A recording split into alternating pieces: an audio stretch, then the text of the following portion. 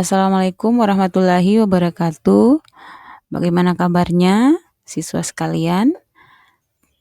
Pada video kali ini kita akan belajar tentang perbandingan trigonometri. Trigonometri sebagai suatu metode dalam perhitungan untuk menyelesaikan masalah yang berkaitan dengan perbandingan-perbandingan pada bangun geometri, khususnya dalam bangun yang berbentuk segitiga. Pada prinsipnya, trigonometri merupakan salah satu ilmu yang berhubungan dengan besar sudut, di mana bermanfaat untuk menghitung ketinggian suatu tempat tanpa mengukur secara langsung sehingga bersifat lebih praktis dan efisien.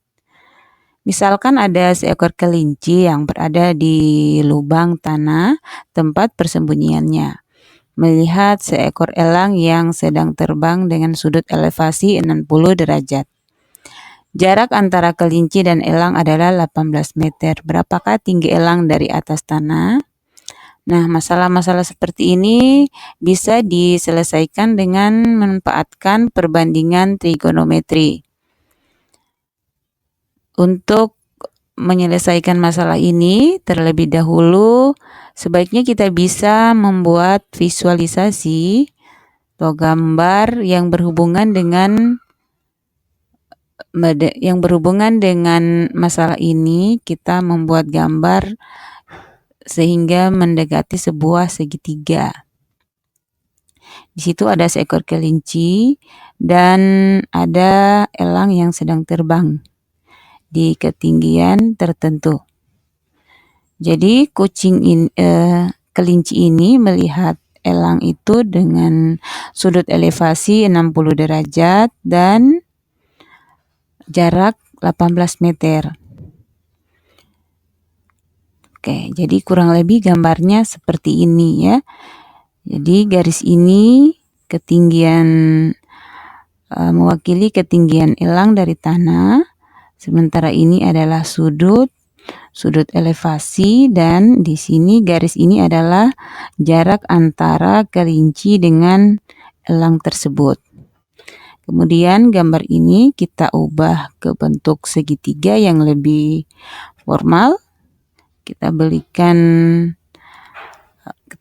nama dia segitiga ABC dengan masing-masing di sini 18 meter. Di sini 60 derajat dan di sini T sesuai keadaan masalah tersebut. Nah, untuk bisa menggambar ini tentunya kita harus memahami konsep-konsep tentang sudut, konsep-konsep segitiga, siku-siku. Untuk itu pada video kali ini kita akan belajar tentang konsep sudut dan segitiga, siku-siku yang berhubungan dengan perbandingan trigonometri agar kita bisa membuat sketsa, membuat gambar yang berbentuk segitiga yang berhubungan dengan masalah sehari-hari. Oke, sudut. Sudut didefinisikan sebagai hasil rotasi dari sisi awal ke sisi akhir. Sudut juga adalah bangun yang dibentuk oleh sinar atau dua garis lurus yang pangkalnya berhimpit. Jadi ini dua sinar, sinar A dan sinar A dan B.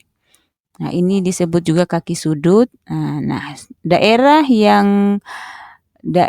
dari hasil dua sinar ini itu disebut dengan daerah sudut, dan titik perhimpitannya, titik pertemuan dua sinar tadi disebut dengan titik sudut. Jadi secara umum kita sudah paham ya yang seperti apa itu sudut. Kemudian besar sudut dimulai dari 0 derajat. Dimulai dari 0 derajat, kemudian ada sudut 90 derajat, seperti ini simbolnya.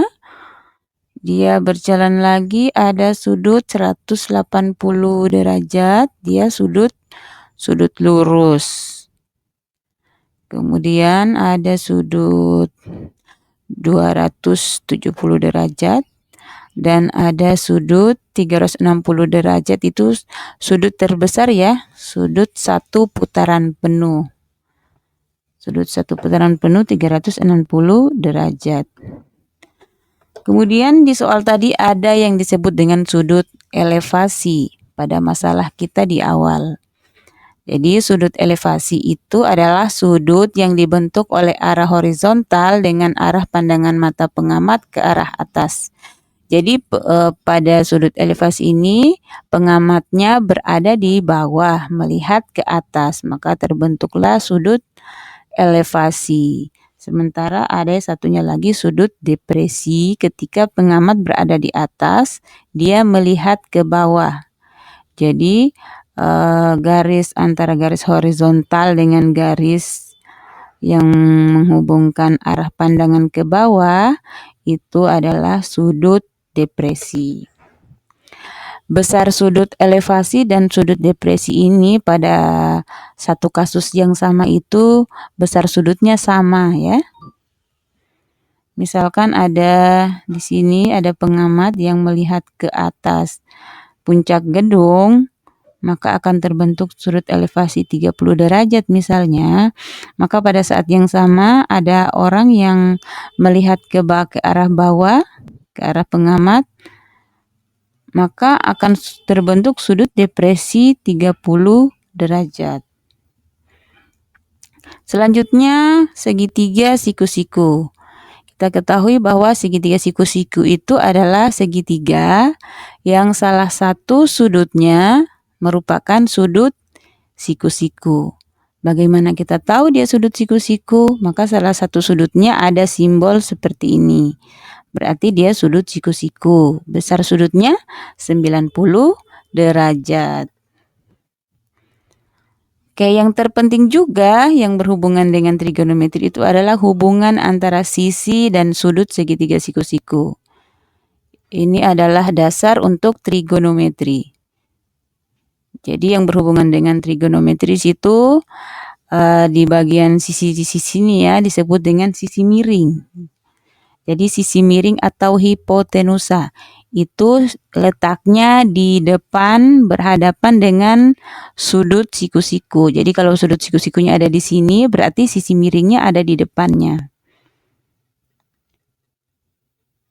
Kemudian jika di sini ada sudut alfa, dilihat dari letak sudut alfanya, maka dia ada sisi depan dan sisi samping. Jika di sini sudut alfa, maka di depan sini disebut dengan sisi depan segitiga, sisi depan sudut untuk segitiga ABC ini, dan ada sisi samping. Jadi di sini kita mengenal ada sisi miring, sisi depan, dan sisi samping. Kemudian jika sudutnya berada di sebelah sini, di sudut A, maka sisi depan itu berada di sini dan sisi samping itu berada di sini. Oke, selanjutnya coba kita belajar menggambar dari sebuah kasus ya. Segitiga PQR siku-siku di Q dengan panjang sisi QR 4 cm, sudut P 30 derajat dan sudut R 60 derajat. Jadi kita pahami dulu apa yang mau digambar di sini. Sini ada segitiga PQR siku-siku di Q. Berarti yang akan kita gambar adalah segitiga siku-siku. Segitiga siku-siku, kemudian di sini segitiganya itu PQR siku-siku di Q. Berarti siku-sikunya ada di sini, berarti di sini letak Q. PQR, di sini letak Q. P dan R itu boleh bertukar, tetapi Q harus berada di sudut yang 90 derajat atau sudut siku-siku.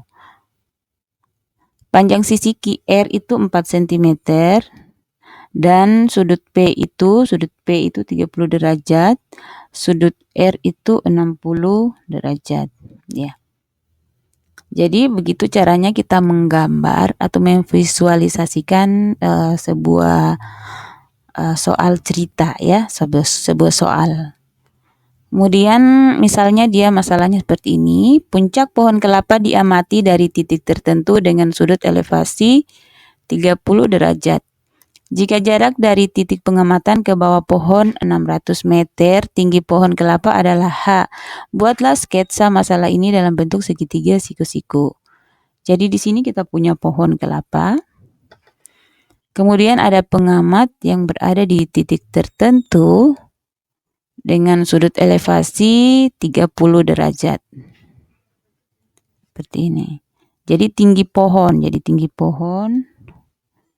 Nah, kemudian jarak di sini. Jarak dari titik pengamat, di mana pengamat? Di sini. Ke bawah pohon di sini. Berarti di sini jaraknya dari titik ini ke sini itu 600 meter. Jadi kalau kita buat sini adalah H. Jadi tinggi pohon itu H. Maka kita buat dalam bentuk segitiga A, B, C. Di sini 30 derajat, di sini 600 meter, di sini H. Jadi seperti ini caranya ya. Oke, cukup sampai di sini. Semoga dipahami. Jika ada yang tidak dipahami, silakan ditulis di kolom komentar. Terima kasih sudah menyimak. Assalamualaikum warahmatullahi wabarakatuh.